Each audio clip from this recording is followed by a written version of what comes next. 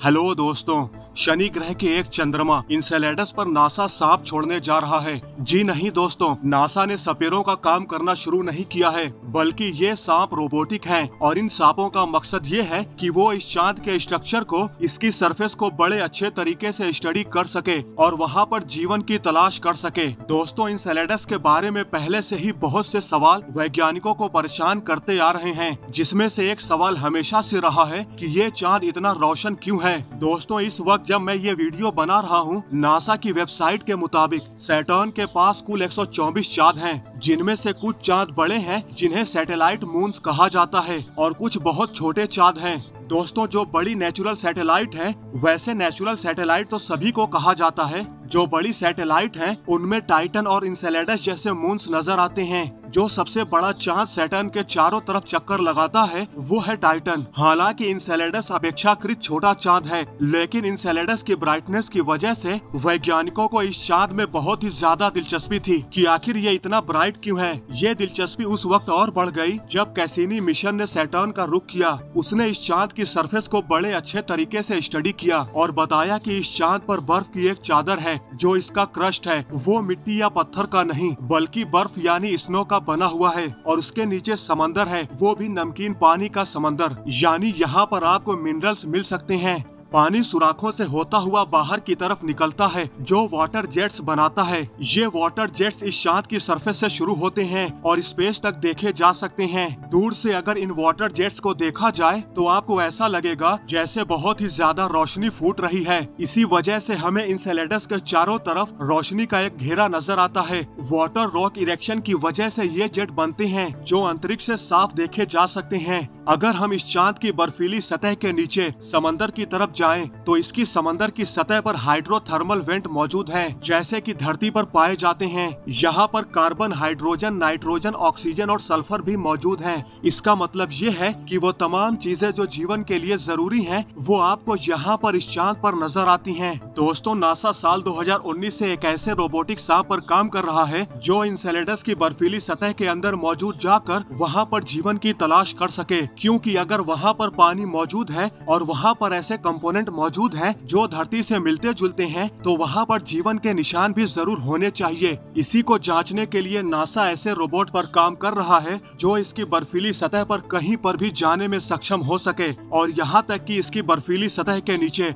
समंदर में भी जाने में सक्षम हो सके। दोस्तों, नासा का ये रोबोटिक सांप तकरीबन 220 पाउंड का है, जिसकी लंबाई तकरीबन 16 फीट है। इसे exobiology extant life surveyor EELS कहा जाता है। अगर ईल्स के बारे में आपको मालूम नहीं है तो मैं आपको बता दूं कि ईल्स एक मछली की किस्म का एक समुद्री जीव है जो बिल्कुल एक सांप की तरह दिखती है, जो 660 वोल्ट तक की आपको इलेक्ट्रिक शॉक दे सकती है। ये रोबोटिक सांप भी कुछ इसी तरह का दिखेगा। दोस्तों, इस रोबोटिक सांप में कुछ विशेष चीजें भी रखी गई हैं, जैसे कि ये सेल्फ प्रोपेल्ड है। इसको अपनी एनर्जी बाहर से हासिल करने की जरूरत नहीं पड़ती। ये अपनी एनर्जी को खुद प्रोड्यूस करता है और उसके साथ साथ इसको ऑटोनॉमी भी दी गई है, जिससे ये अपने डिसीजन खुद से भी कर सकता है। अगर इसे इंसानों की तरफ से सिग्नल नहीं मिलते तो ये खुद भी अपने ऑपरेशन को कंट्रोल कर सकता है। अभी फिलहाल इसकी धरती पर टेस्टिंग की जा रही है और इसकी टेस्टिंग मैथ्यू रॉबिन्सन के अंडर हो रही है, जो कि इस पूरे प्रोजेक्ट के मैनेजर हैं। मैं आपको ये भी बता दूं कि इसका स्ट्रक्चर इस रोबोटिक सांप को अलाउ करता है कि ये क्रेटर में से भी गुजर सकता है, ये पहाड़ों पर भी चढ़ सकता है, ये मुश्किल रास्तों से भी गुजर सकता है और ये सुराखों में भी घुस सकता है, ये केव्स में भी जा सकता है। हमारा मकसद तो ये है कि हमने इसे समंदर के अंदर उस बर्फ की चादर को तोड़ते हुए अंदर जाना है और समंदर में जाके जीवन की तलाश करनी है।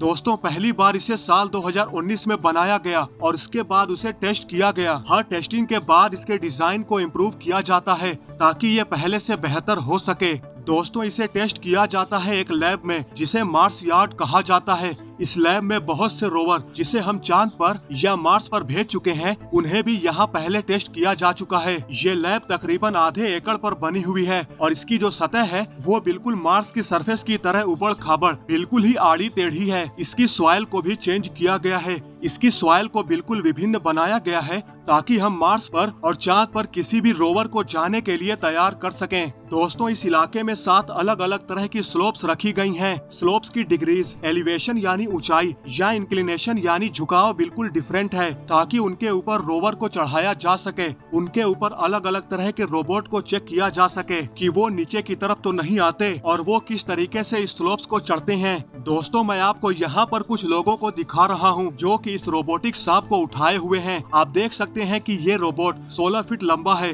दोस्तों, इसकी इंजीनियरिंग खास तौर पर डिजाइन की गई है। इसे भी इसी मार्स यार्ड पर टेस्ट किया जा रहा है ताकि देखा जा सके कि ये मिट्टी में और अलग अलग रास्ते में ये किस तरीके से काम कर सकता है। लेकिन दोस्तों, इसे सिर्फ रेगिस्तान के इस यार्ड में ही टेस्ट नहीं किया जा रहा, बल्कि इसे दक्षिणी कैलिफोर्निया की पहाड़ियों पर भी टेस्ट किया जा रहा है, जो कि बर्फ से ढकी होती हैं, ताकि वहाँ पर देखा जा सके कि जब ये बर्फ के अंदर जाता है और जब इसकी कम्युनिकेशन इंसानों से टूट जाती है तो ये खुद से किस तरह से डिसीजन कर सकता है। मैं आपको ये भी बता दूं कि क्योंकि ये चांद जो कि सैटर्न के चारों तरफ चक्कर लगा रहा है, जिसे इंसेलेडस कहते हैं, हमसे तकरीबन 890 मिलियन मील्स की दूरी पर मौजूद है। इसका मतलब ये है कि यहाँ से यानी धरती से सिग्नल वहाँ तक पहुँचते पहुँचते तकरीबन 83 मिनट लेता है। ये बहुत बड़ा डिले है और इस डिले को काउंटर करने के लिए ही वैज्ञानिकों ने इसको ऑटोनॉमी दी है, ताकि अगर इंसानों की तरफ से इसकी कम्युनिकेशन में किसी किस्म का गैप आए तो ये अपने फैसले खुद कर सके।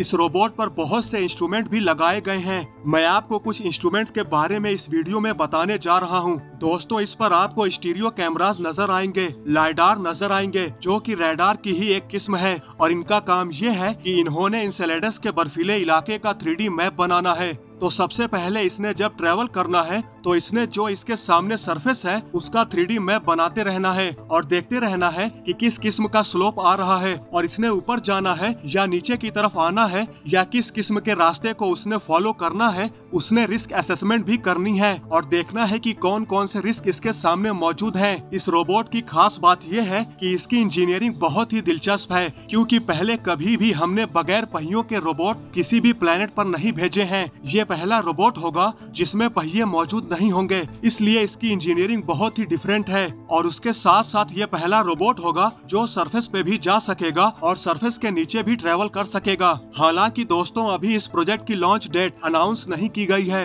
लेकिन शोधकर्ताओं को 2024 तक इस प्रोजेक्ट को अंतिम रूप देने की उम्मीद है। यानी हमें 2024 के अंत तक आते आते हमें ये पता लग जाएगा कि इसे कब लॉन्च किया जाएगा। दोस्तों, आई होप आपको ये वीडियो जरूर पसंद आया होगा। तो दोस्तों, आज के लिए बस इतना ही। अगर आपको ये वीडियो पसंद आई है तो लाइक और शेयर करना न भूलें और ऐसी ही इंटरेस्टिंग वीडियो देखने के लिए हमारे चैनल को सब्सक्राइब करना तो बिल्कुल भी न भूलें। तो मिलते हैं नेक्स्ट वीडियो में।